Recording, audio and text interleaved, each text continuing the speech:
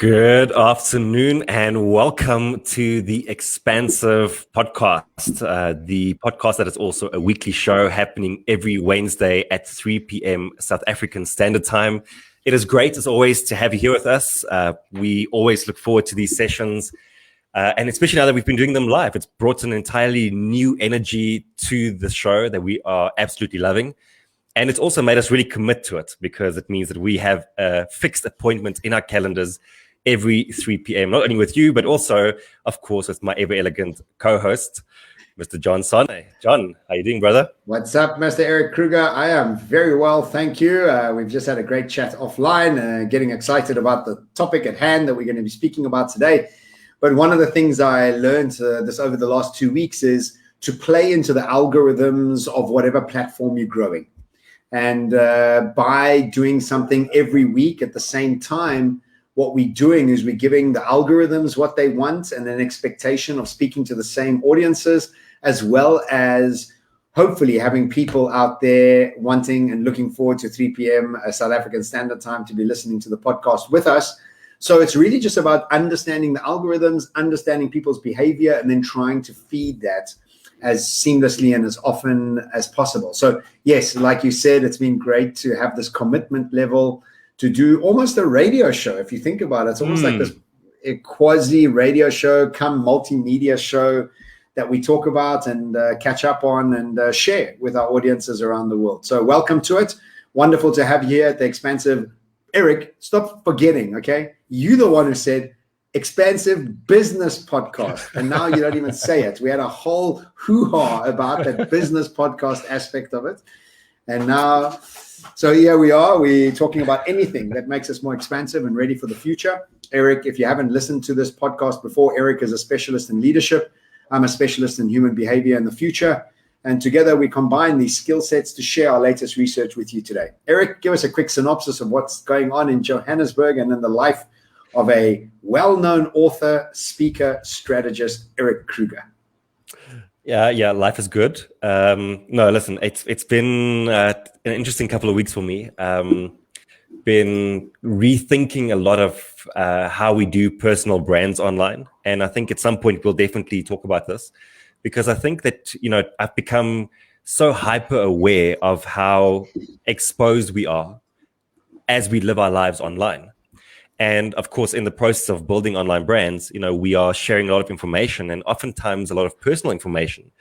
And you're not always sure who's on the other side taking in that information and what they could actually do with it. So I've been spending a lot of time really thinking, like, what does it mean to have a personal brand online, especially moving forward, knowing that things like fraud and cyber identity theft and all those things are spiking. How do you build a personal brand that protects you, but also protects those around you? Because we unwillingly or unknowingly sometimes actually pull the people around us into our personal brand as well. And so they become exposed too. So I've been doing a lot of thinking about that. I've been writing my book, obviously, How to Be Dangerous. The cover's been finalized. So I'm really excited about that. And Congrats. Yeah, just been doing a lot of kind of work around what does modern team building look like? And I just released a video today on that as well, because I think we still get stuck in this very traditional way of building teams, and actually research is just showing over and over again that it doesn't work. We need to think of new ways of engaging people in a way that makes sense to them and that's based on their preferences. So just been doing a lot of work and research and reading around that. What's been happening for you? I think what we should be doing is doing next week's session on modern teams. I think it's a hot topic.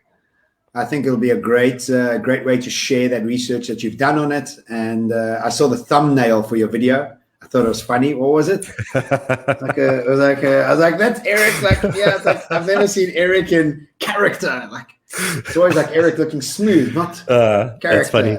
Yeah, the things you do for the algorithm. The things you do for the algorithm. Yeah, it's all for the algorithm. It's all for the algorithm. That's it. Algorithm's king.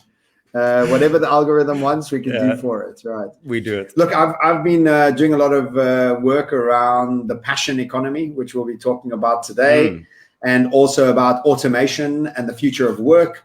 So just fascinating, the type of research that's coming out and the accelerant that has been COVID-19 and what it's doing to impact us in new ways of creating positive change in the world, earning money, and collaborating with people around the world. It's almost like the world has shrunk to become a borderless world because of COVID-19. And so just spending a lot of time listening to different podcasts, different audiobooks, reading some books. So keen to share what the latest ideologies are on these things. And this is what the session is going to be about. What did you name it on LinkedIn and Facebook? I think Surviving Automation and the Passion Economy. But before we get to that, I wanted to ask you, obviously you cycle a lot. So like when you're cycling, you're listening to podcasts, right? Like that's your main sort of time frame for podcasts. If I'm not with friends. Yeah, if I'm not with friends, yeah. But also otherwise, yeah. Because my podcast consumption has gone way down. Like I find that these days, most content that I consume, even if it's some sort of a podcast, is actually on YouTube.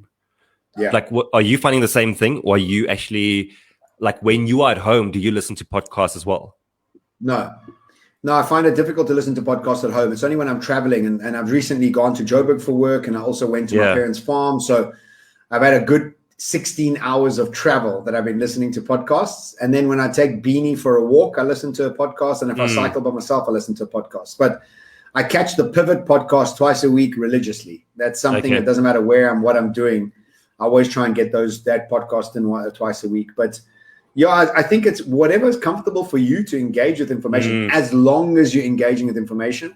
I think that's the most important thing. And also on Pivot, they spoke about this book, Future Proof. And as I was listening to the podcast, I ordered it and it came, and I've read 3/4 of it. And it's been really fascinating to read. So yeah, it's always about changing, transformation, and how to prepare for it. However you can engage with that information.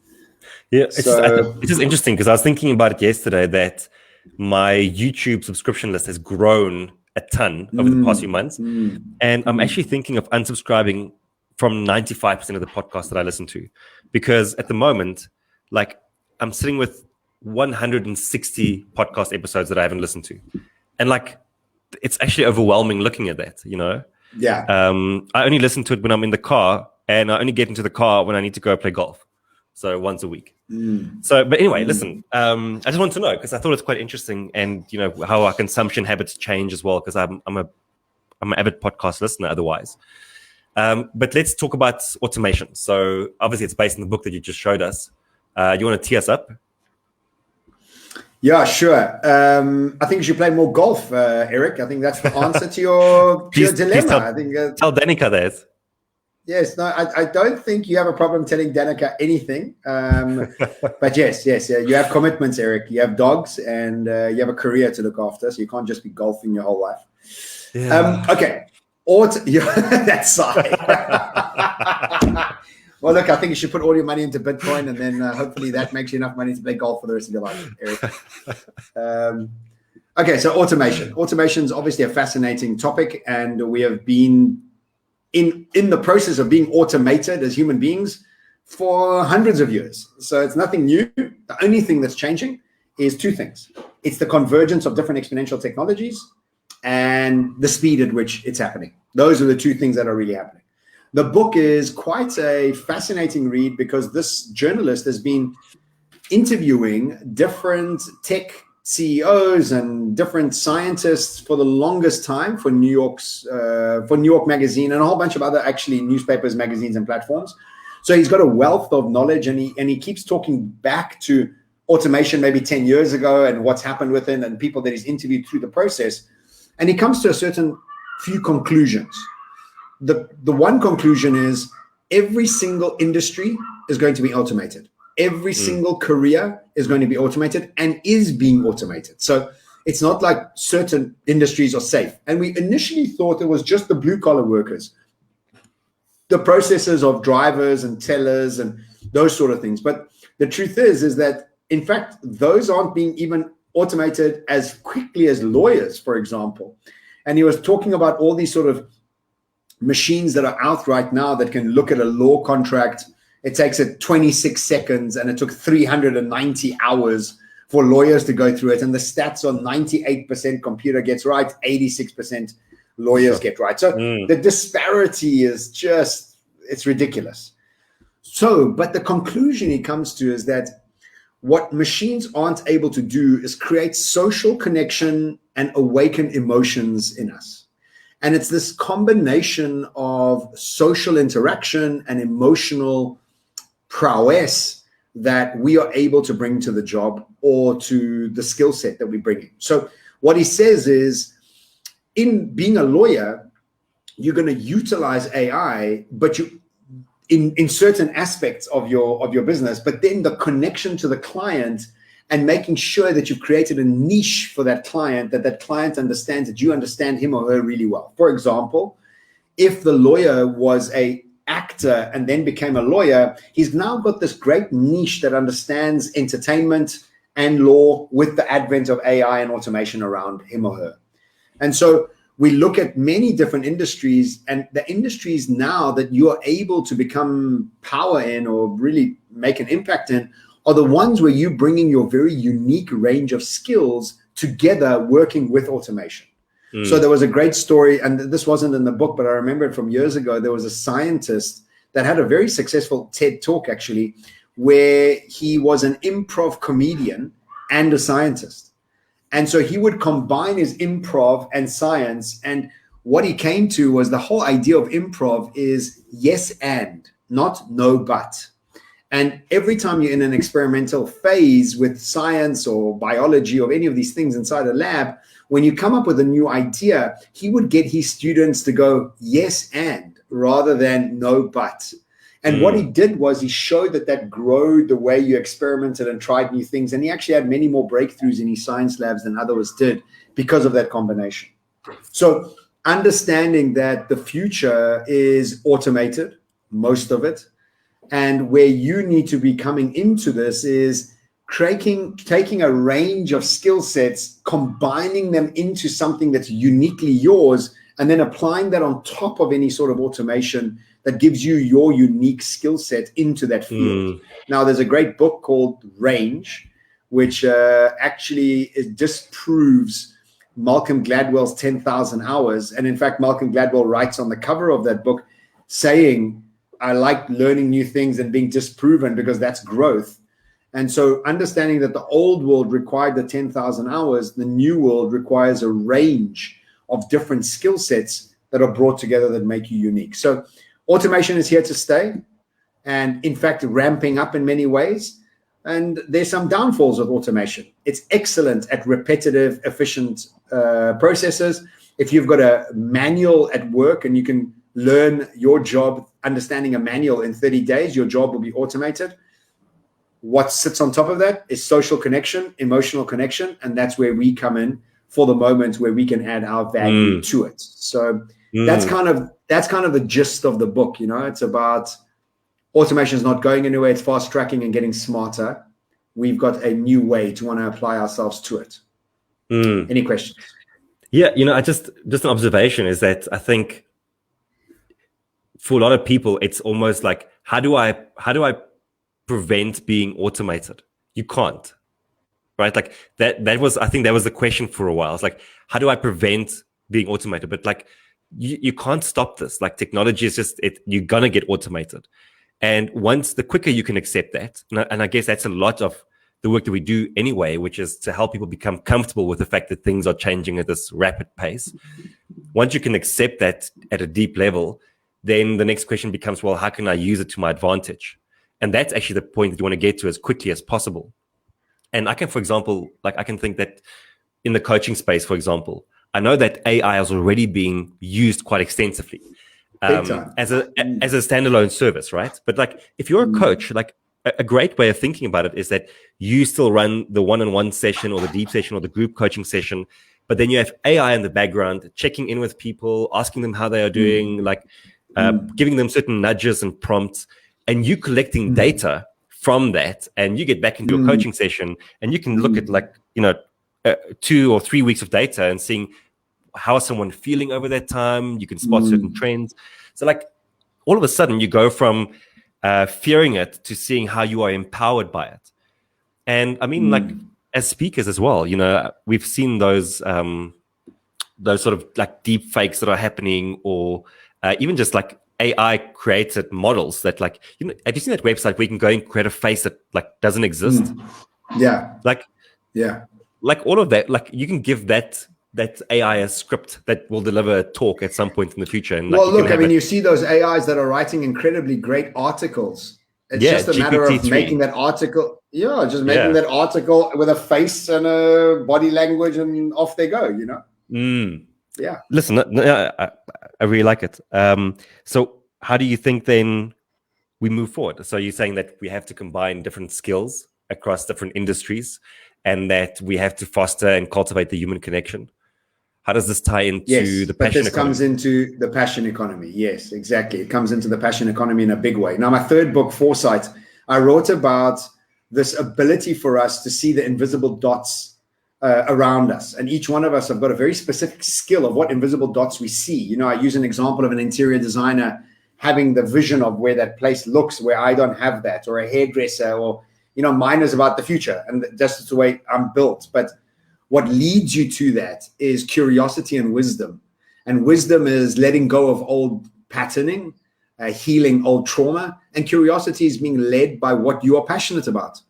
And so what happens now is we're seeing almost a full circle. And so what happened pre-industrial revolution is that the world was full of millions of micro businesses. And if you think about it, every little town had its butcher, baker, candlestick maker, and each one of these was run by a little family or by a single person, and running these micro businesses, servicing the community around them. Today, what is starting to happen is that we are having the proliferation of these micro businesses that have got far-reaching networks. And so when you think about PewDiePie, or if you think about Logan Paul, or any of these sort of influencers that have developed businesses and brands based on their passions, they are now starting to see the results of these sort of new way of building community and impact and incomes using TikTok and Facebook and YouTube and podcasts and books and coffee, and you just keep naming it. You can, when you got 10 million followers, you can sell anything, really. I mean, you can just put something out and it changes. I mean, there was The Rock sold more tequila than any company in the history of tequila by him launching his tequila brand. I mean, that doesn't even make sense. Insane.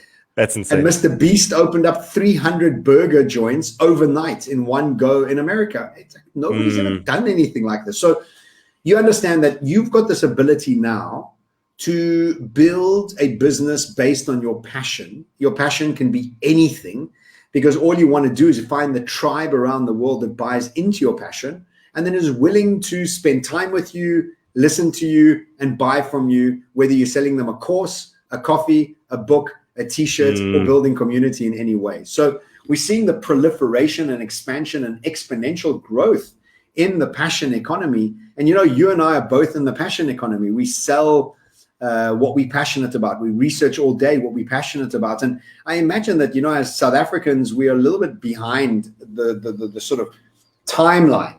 In America, these kids, and I call them kids because they're in their 20s, are making multiple seven-figure income utilizing the tool sets that's available to them. And they are sort of digital natives, so they understand it so simply. It's almost like I'm at 45, I'm on the other end of understanding how to monetize your passion project. So understanding that automation is coming and most jobs will be automated. Guess what can't be automated? Passion projects, because machines don't have that passion link. And so what was I saying? It's emotional connection and social community development. What does a passion project do, or passion economy? It does exactly that. So it's almost like you're future-proofing yourself by utilizing automation to share your passion as far as possible, creating the passion economy and giving yourself the ability to work on what you love all day. Sounds like a dream. I like that. Yeah, I love that. I think you've created such a great link between the two. And I think it's easier than ever to start, like you can, all the tools are available to you. And the communities are out there. And if you can't find the community, you create one. I was on Twitch earlier, dude. And there's a sister team that play chess. They play chess. They have 800,000 followers watching them play chess online. That's what they do. And like I was looking on YouTube the other day. There was this guy. All he does is like he shows his miniature figurines. Like that's all he does. He paints them. He shows them off. I've seen that. Thousands of followers. Dude. Yeah, I've seen that. Yeah. Whatever you are interested in, there is a community that's out there that wants that thing.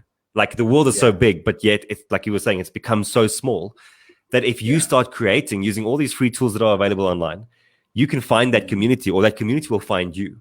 And I think it's an amazing opportunity. And it's only the beginning.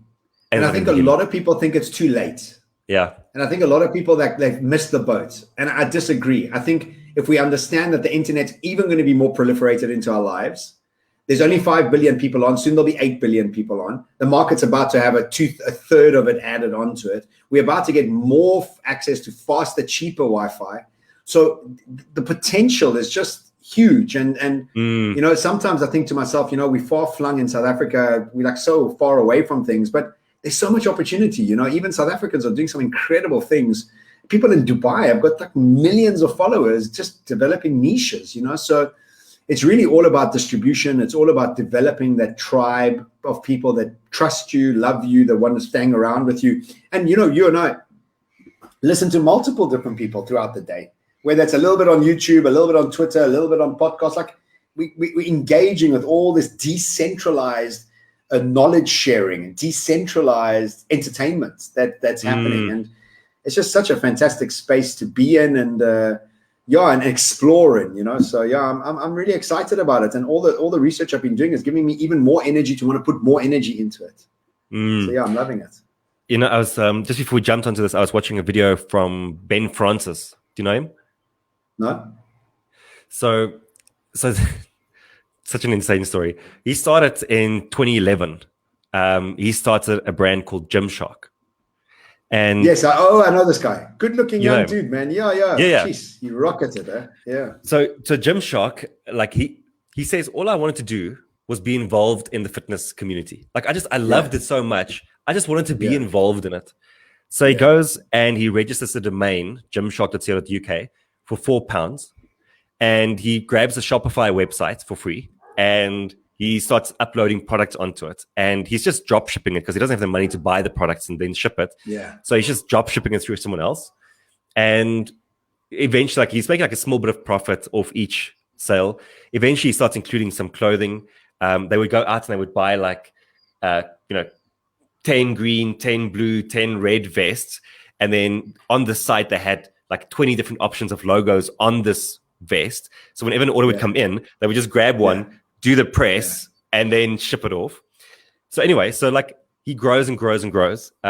In this, you should go check it out on YouTube. He takes them through the evolution of his website from 2011 to today. Yeah, I've seen this documentary. Yes, I've seen this. Actually. Yeah. So last year, Gymshark was valued at $1.4 billion. And he is now the richest young Briton. He's worth £700 million. Yeah, and he's so good looking. He's got such a cool vibe about him. I'm like, I watch this guy. He's 28. Come on. He's 28. Danica's also 28, so I said so she needs to... she better jack up. No, I mean, you over the hill, so it's over for you. Danica's still got some time to go. Yes, yeah. Listen, no, but I mean, it's just... I kind of wanted to share that story with you is because there are so many things that happen once you start doing the things that you love and care about. Yeah. In a world where it can get amplified, where who knows who discovers you or who finds what you are looking at, you know? Yes. And once you find your community, like that's what happens, right? Like it's insane. Yes. Yeah. Look, the exponentiality of it is just, you know, it's like never been before. And also it's growing. So don't think it's too late. Jump in. Everybody needs to have the business of you. We all need to be in the passion economy. Imagine a world just full of people doing passion economy. I mean, well, it'll be the best world ever. Nobody be stressed. Nobody be like irritated. You know, you'd be just doing what you're doing all the time, you know? I mean, we do get stressed. Let's not kid. But we took pressure on ourselves. You know, that's where the stress comes from. Yeah, for But sure. yeah, good. Well, thank you for listening to the Expansive podcast and weekly show. It's always wonderful to have you all online with us, whether you're listening on Facebook or LinkedIn or on podcast, wherever you listen to your podcast. Erik and I, every week, will be sharing our latest research. Next week, we'll be doing the future of teams and hybrid teams and how we develop them. If you think this podcast could be utilized better, hey, Daniel. Hey, what's up, Daniel? What's happening? Daniel's my new friend. How's it going, Daniel? See that? I mean, even that, Daniel's listening to the podcast. That's crazy. Just a quick I'm note, actually speaking just for Yaku, just we are on all the iTunes, all the podcasting platforms, right? So iTunes, Spotify, like you name it. But those are the two big ones. Yeah. That's and leave a rating. You. No, not at all. If you think somebody could do with listening to this, please share it with them, and do take care of yourself. And once you've done that, go and take care of somebody else. Goodbye. Ciao.